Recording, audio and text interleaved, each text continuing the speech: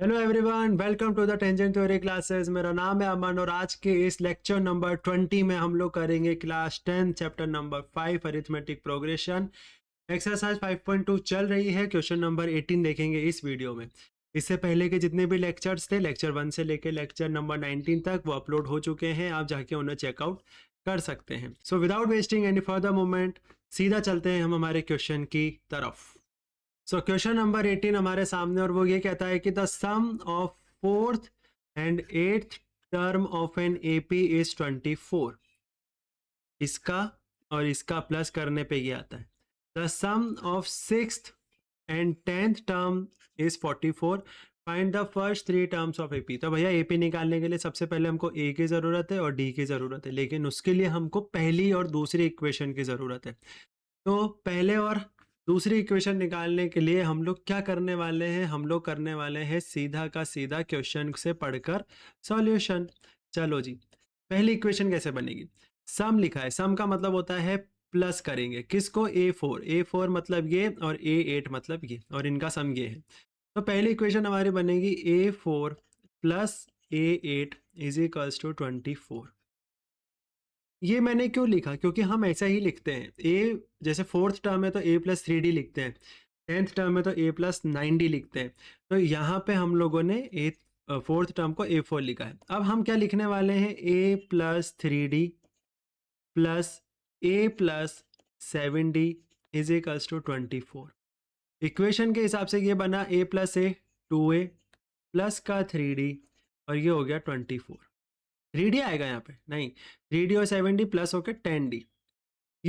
यहाँ से आप पूरी इक्वेशन को 2 से डिवाइड कर सकते हो कि पूरी इक्वेशन 2 से डिवाइड हो रही है, तो ये हो जाएगा a plus 5d is equals to 24। ये आई है आपकी first equation.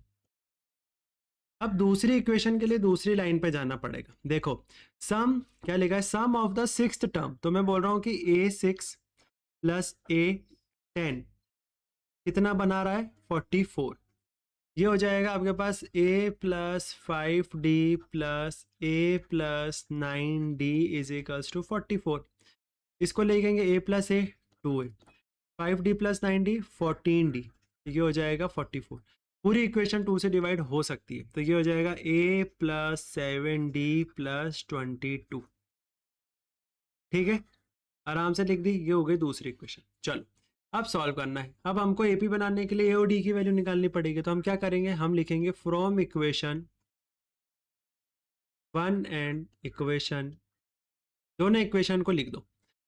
a plus 5d is equals to 24। एक लिखो a plus 7d is equals to 22। 24 नहीं, यहाँ पे तो 12 आएगा। ये 12 होएगा ना, डिवाइड तो किया था ना अपन ने, ये 12 होएगा। ठीक है भाई, गलती थी मेरी, यहाँ पे 24 का 24 लिख दिया था, यहाँ पे 24 का 12 आएगा डिवाइड करने के बाद। ठीक है, ये हो जाएगा प्लस का माइनस, ये प्लस का माइनस, ये प्लस का माइनस, प्लस ए माइनस से खत्म।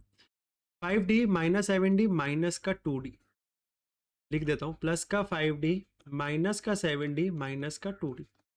यहाँ पे आ रहा है 12 माइनस 22 माइनस का 10, माइनस से माइनस खत्म।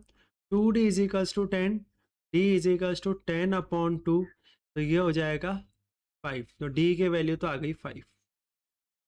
बस अब किसी भी वैल्यू में पुट करके a की वैल्यू निकाल लेते हैं। इसको रब कर देता हूँ, ये भी हटा देता हूँ। सो मैं ले लेता हूँ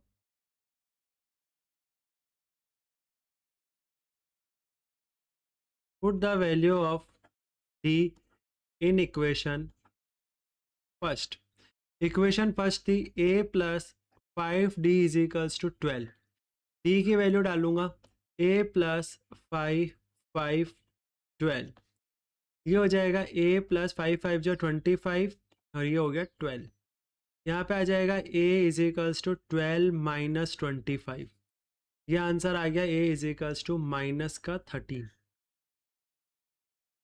ये बन गई आपकी a, वो बन गई आपकी d। अब हमको लास्ट एक एक्सप्रेशन लिखना है और वो एक्सप्रेशन हमारा कुछ ये होगा कि जो AP बनी है क्वेश्चन में, वो बनी है -13 -13 में +5 करेंगे तो -13 + 5 माइनस का 8, ये हो गई माइनस का 8।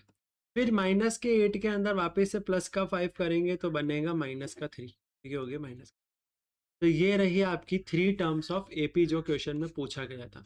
क्वेश्चन बहुत सिंपल है, ये जितनी भी चीज़ें इनको रब कर देता हूँ ताकि आप क्वेश्चन आराम से देख लो।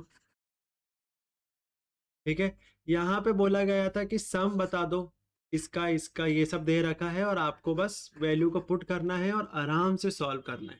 सॉल्व करोगे आंसर आपके सामने। सो ये था lecture number 20। Thank you so much, आपने ये वीडियो देखी। सब्सक्राइब करके जाइए, लाइक करके जाइए, शेयर करिए, कमेंट करिए। ये था लेक्चर नंबर 20। अब मिलेंगे लेक्चर नंबर 21 में। जब तक के लिए बाय बाय, टेक केयर, जय हिंद।